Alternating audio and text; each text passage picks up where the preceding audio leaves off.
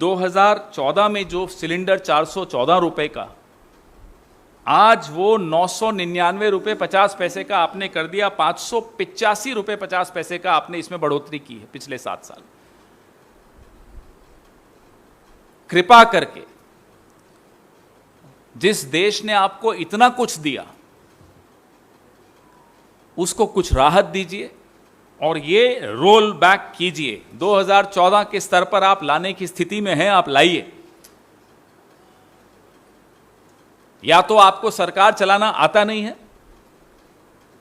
या आप में से जिनको सरकार चलाना आता है आप उनको चुप रखते हो, उनकी बात नहीं सुनते। जो भी कारण हो, देश राहत की भीख मांग रहा है। शर्म आनी चाहिए ऐसी सरकार को जो विश्व में जा जाकर बोलती है कि हमको इतनी सीटें मिली, हमसे पहले ये था, हमसे पहले कुछ था ही नहीं हिंदुस्तान में। साहब, आपसे पहले हिंदुस्तान में इतनी बड़ी बेरोजगारी नहीं थी, इतनी महंगाई नहीं थी, इतनी त्राही त्राही नहीं थी जितनी अब आपकी वजह से हुई है।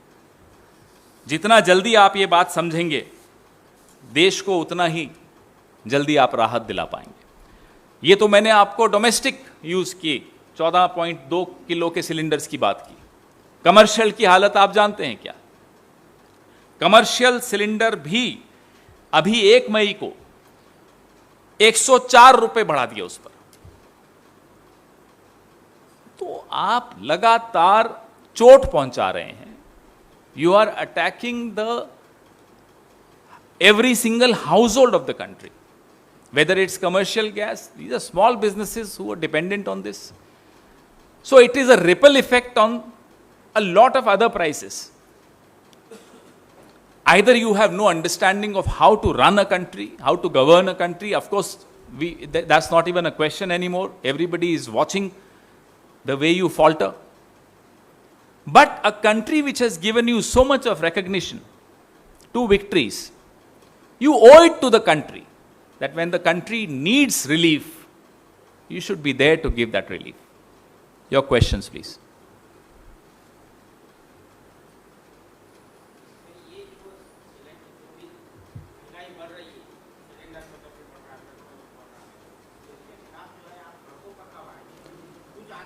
हम सड़कों पर कब नहीं दिखते आपको? मैं तो एक बात आज तक नहीं समझ में आती, हम आपको सड़कों के अलावा दिखते कहां हैं ये बताइए। हमारे तमाम राज्यों की इकाइयां निरंतर सुबह से शाम तक यही मुद्दे उठाती हैं। आज मैंने ये ट्वीट किया कि 12 बजे मैं ये प्रेस वार्ता कर रहा हूं, मैंने विषय नहीं बताया था। मैं नीचे जवाब देख रहा था, किसी का जवाब आया बड़ा सहानुभूतिपूर्वक, उसने लिखा, जिसने भी लिखा, कि आप क्यों खून जला रहे हो? 2000 भी हो जाएंगे तो ये लोग तो, कुछ लोग तो अंधे हो गए, वो देंगे वोट। नहीं, बात वो नहीं। हम खून जलाएंगे, हम ये मुद्दे उठाएंगे। पूरा भरोसा है इस देश के लोगों पर हमको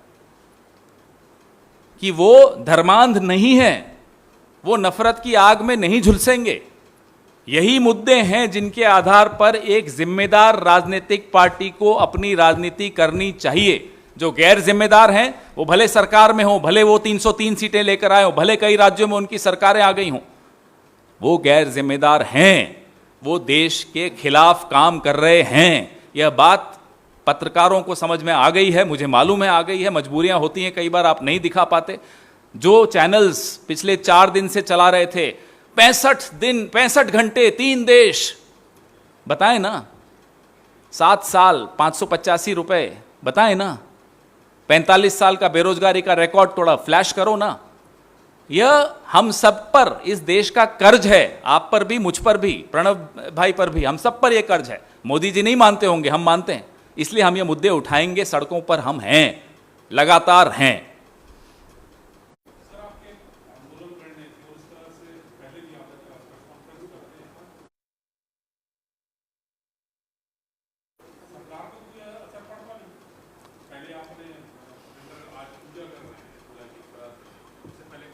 नहीं, ये श्रद्धांजलि है, ये सिलेंडर की श्रद्धांजलि सभा है।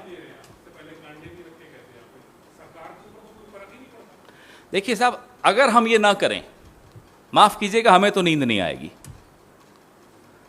जिनको यह सब करके नींद आ जाती है, वो सरकार में जो बैठे हैं, उनका जमीर वो जाने।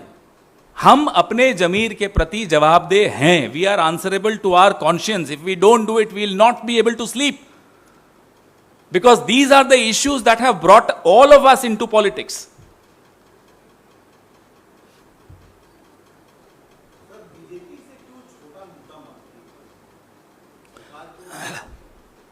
बीजेपी इसे और ऐसे तमाम मुद्दों को छोटा दिखाना चाहती है, इसलिए वो अपने मुद्दे लेकर आती है। पिछले 7 साल में बीजेपी ने इन मुद्दों से बचने के लिए और अपने आप को बचाने के लिए हमारे और आपके शब्दकोश में हर साल नया शब्द डाला। टुकड़े टुकड़े गैंग, लव जिहाद, झटका हलाल, हनुमान चालीसा वर्सेस अजान, बुलडोजर, ये तमाम मुद्दे क्यों खड़े किए जा रहे हैं? हजारों साल से ये सभ्यता है, सैकड़ों साल से हम इकट्ठे जी रहे हैं। आज क्या आवश्यकता पड़ गई कि जो सरकार में बैठे हैं वही समाज को अशांत कर रहे हैं?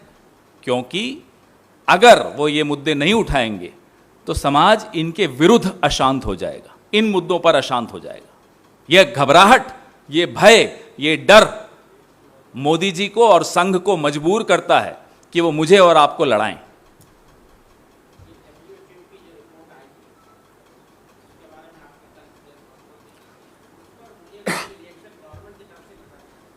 ठीक बोल रहे हैं आप।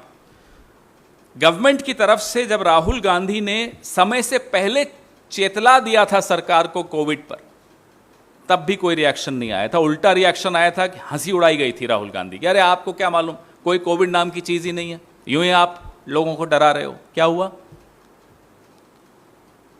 तो रिएक्शन तो छोड़िए, इनएक्शन जो भारत सरकार का रहा कोविड के दौरान, प्रथम वेव और द्वितीय वेव दोनों में, आज उसका नतीजा हम भुगत रहे हैं। हर परिवार में कोई ना कोई गया है, लोगों ने सफर किया है। मुंह नहीं दिखा सकते मोदी साहब अपने ही देश के लोगों को, अपनी ही प्रेस के मित्रों को। कोविड के मुद्दे पर यह चैलेंज है, हम चुनौती देते हैं। हमको तो आप पसंद नहीं करते, मत करिए। प्रेस के मित्रों के सामने बैठ जाइए, कोविड पे 5 सवालों के जवाब दे दीजिए। 5 छोड़िए, 2 सवालों के जवाब दे दीजिए। मान जाएंगे कि मोदी जी का कुछ 56 इंच का सीना है। नहीं, हिम्मत नहीं है। तो जो दूसरे मित्र ने पूछा कि मुद्दा क्यों नहीं बीजेपी इसको मानती, महंगाई को, कोविड को भी मुद्दा नहीं मानती। कोविड होने से पहले भी कोविड को मुद्दा नहीं मान रहे थे, कोविड के दौरान भी ताली थाली करते हुए उस मुद्दे को छोटा बनाने की कोशिश कर रहे थे। कोविड के बाद जब इतने लोग चले गए, तब उस मुद्दे को दबाने के लिए फिर वही शुरू, हिंदू मुसलमान शुरू। इनका जो टर्फ है, इनका जो प्लेग्राउंड है, वो वही है। समाज को कैसे विभाजित रखना और व्यस्त रखना। अगर समाज व्यस्त नहीं रहेगा तो समाज मोदी जी को व्यस्त कर देगा, यह चुनौती है।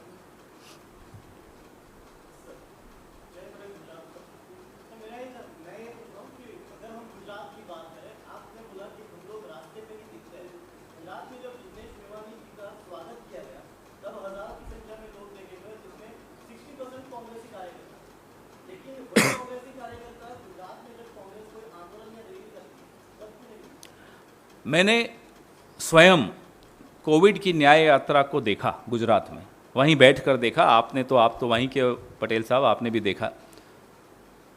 उसका दबाव भी देखा सरकार पर।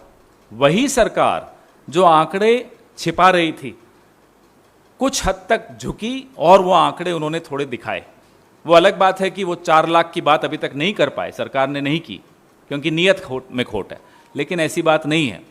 कांग्रेस पार्टी गुजरात में कई मुद्दों पर, क्योंकि मैं वहाँ लगातार जाता हूँ, मेरे को दिखता है, सड़क पर आती है। आपने खुद बोला, जिग्नेश मेवानी वाले प्रकरण में आधी रात को हम लोग सब जाग रहे थे जब उनको उठा के ले जाया जा रहा था।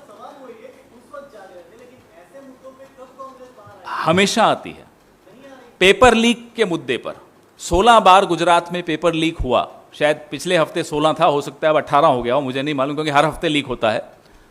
उन मुद्दों को भी उठाने वाली एक ही पार्टी है। वो अलग बात है कि माफी चाहता हूं, लेकिन राष्ट्रीय मीडिया कई बार दबाव के चलते, भय के चलते दिखा नहीं पाता होगा। स्थानीय मीडिया अभी भी दिखाता है।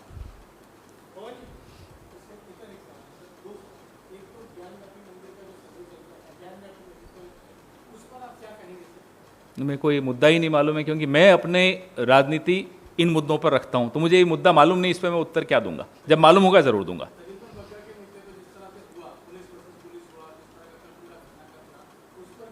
एक मजाक बना दिया देश का। जो पंजाब चला रहे हैं उन्होंने भी, जो केंद्र में बैठे हैं उन्होंने भी। देश की आज हंसी उड़ रही है। हम एक परिपक्व लोकतंत्र के नाम से जाने जाते थे पूरे विश्व में। शर्म आती है अब ये देखते हुए, जो तथाकथित फेडरलिज्म कहाँ है वो फेडरलिज्म।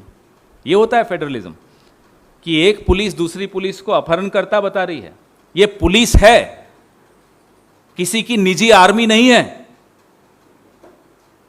कल मैं टीवी पर देख रहा था रिटायर्ड पुलिस वालों का दर्द।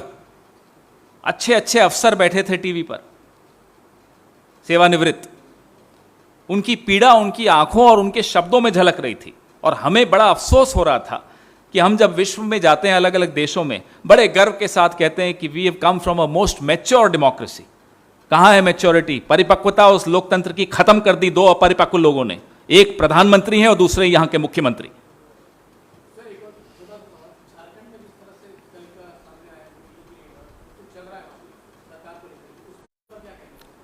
देखिए, नियम कानून से सरकारें चलती हैं।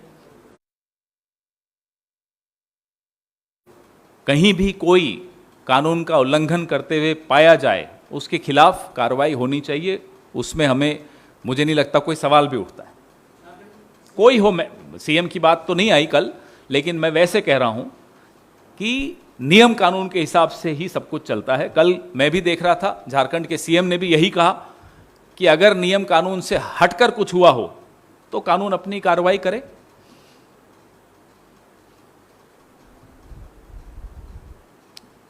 Any other question? धन्यवाद।